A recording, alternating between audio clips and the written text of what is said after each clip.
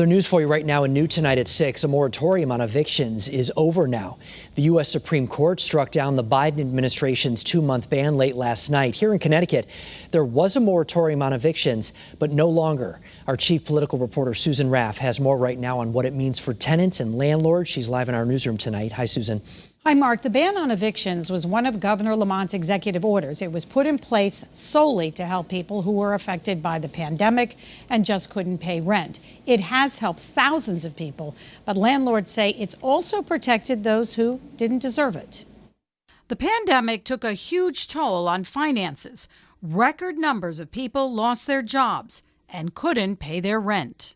Unfortunately, we've heard all too many, tens of thousands of stories. When the governor put a moratorium on evictions last spring, millions of dollars in federal relief was used to help tenants pay their rent. During the pandemic, more than $68 million in assistance has been given.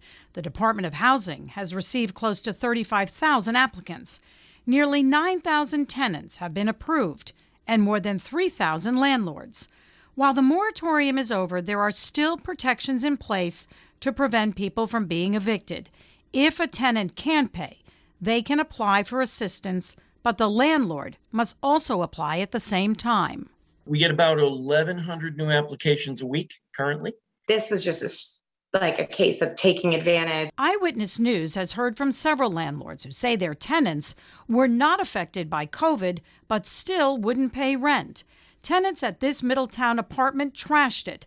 It was the most vandalism I've ever suffered. David Haberfield says his tenant refused to pay rent for 14 months, even though he had the money. And when his tenant was finally evicted, the damage was unbelievable. He says while many tenants deserve help, there are some who don't. And he says the process for landlords to get compensation is a difficult one. I've lost more than $200,000 in rents since the eviction moratorium, since the virus came.